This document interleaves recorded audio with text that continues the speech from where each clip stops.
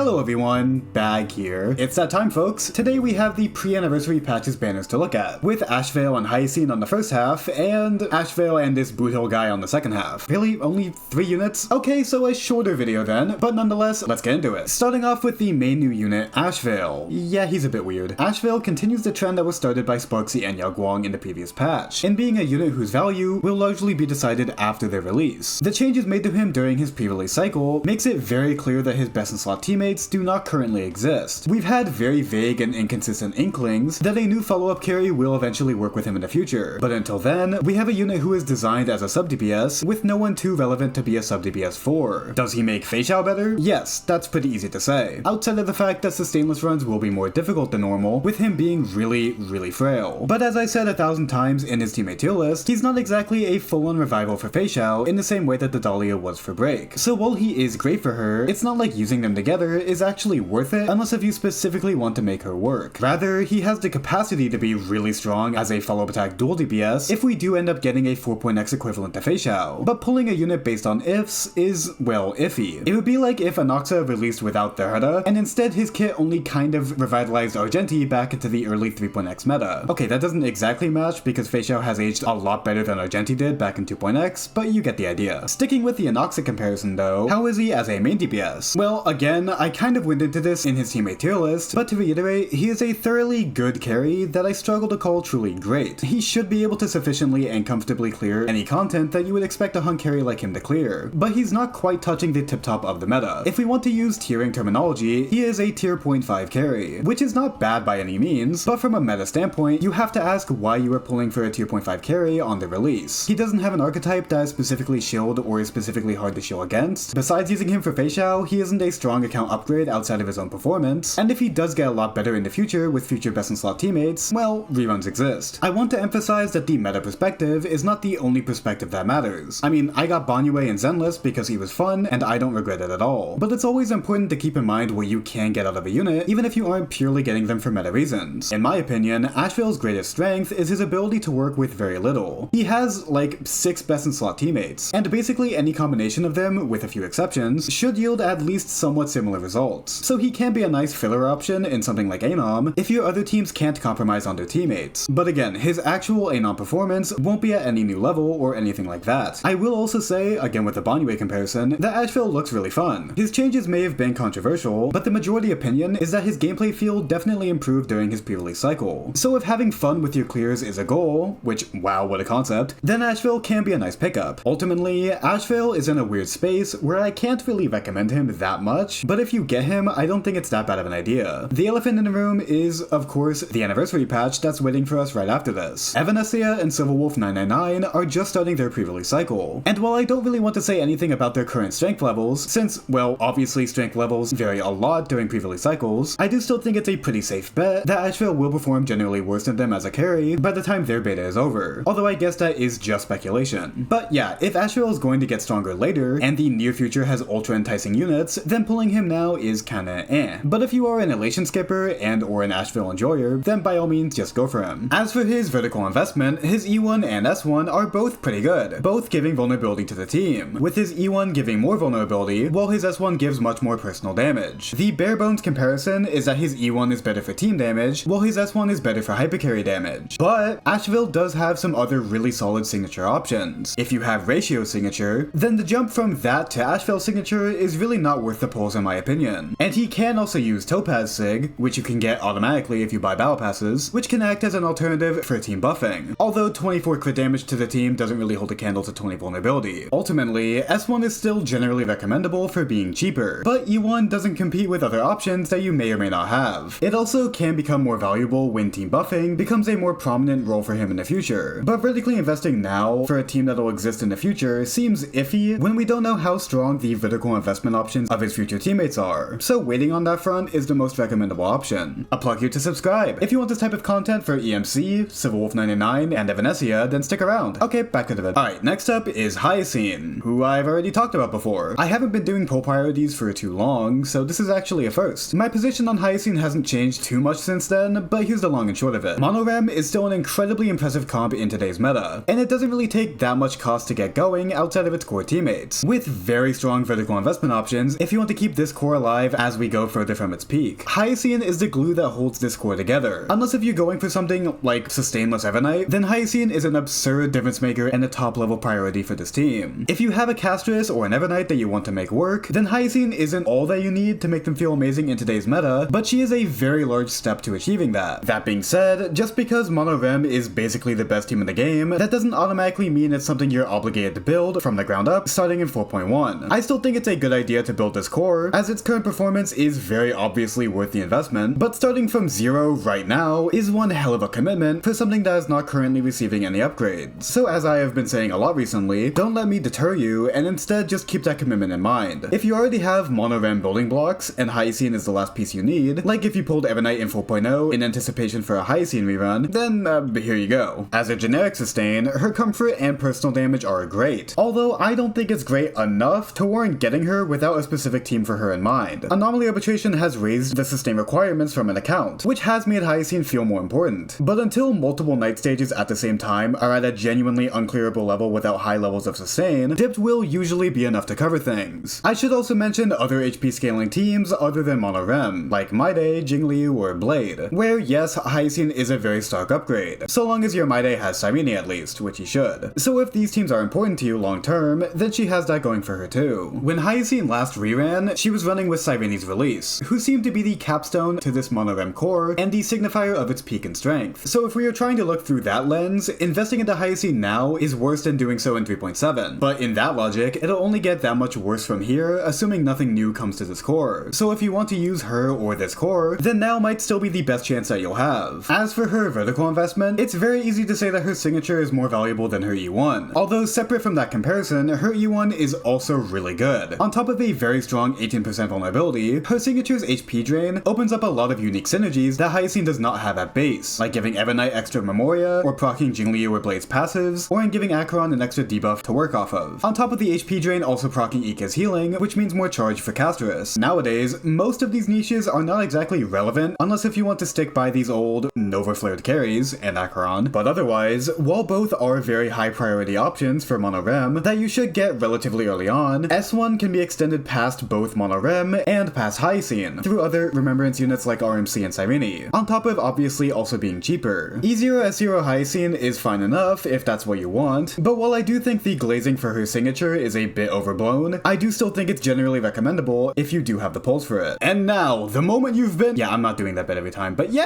It's the man of the hour! Look, I bag Boothill, as it says on my driver's license. Will try to remain impartial in my recommendations here, but I will start off by saying that beyond anything else, I personally believe that Boothill has the most fun playstyle out of any unit in the game. Other more recent units come close, but for me, he's still number one. But beyond my biases, is he worth pulling for?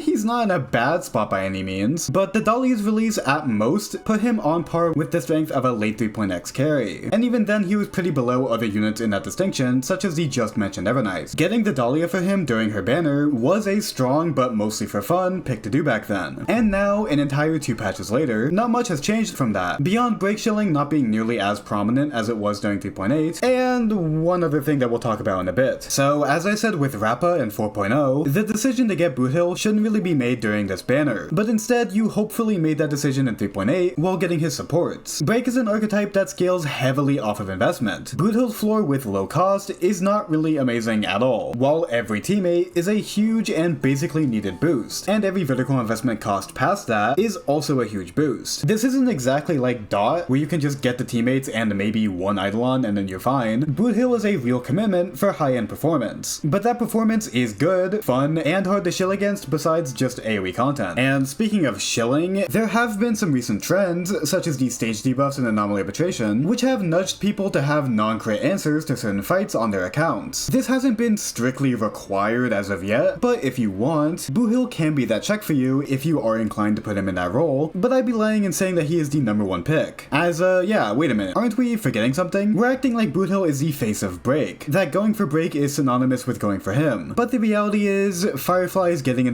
Flare in 4.2. Like I said with Evanescia and Superwolf, I'm not going to talk much about its initial strength that it has right now, but I will say, generally, that Firefly will be the face of high-end break teams, basically no matter what with this buff, especially with investment, given how much infinitely better Firefly's E2 increases compared to Boothill's E2. Of course, Firefly being stronger doesn't directly make Boothill any weaker, but it does give even less of a reason to pick him. If a different unit uses his teammates and performs generally better, then I just cannot recommend him from a purely meta standpoint. But beyond that standpoint, he can be made to be strong, so if you want to make him work, and you've already gotten the Dahlia and Fugue for him, then by all means go for him. His vertical investment is on the lower end of Brake's investment priority, as his S1 is great, but he also has a really good 4-star option that can fill its void well enough. His E1 is also great for shortening his ramp up and stacking more Death Shed to work off of his teammates, but again I would recommend Fugue and Dahlia's E1 and E2s before going for this, frankly. His investment is much more of a get them if you like him kind of thing, which is to say, I have them, but I guess that's not really a surprise. Overall for this patch, I do think things are relatively skippable. There are varying levels of use cases for all 3 of these units, especially so if Hyacine is your last piece needed for Mono RM, but if you couldn't tell by now, I think for most people it'll feel more like a for funding to do for getting these units, which is not bad, but it's also probably not optimal, and so long as you're aware of that, then you're fine. Going to the channel member corner just to say that I appreciate every single one of you as always, and with that, look forward to my future 4.2 coverage, and until then, I hope you all have a great rest of your day. Bye!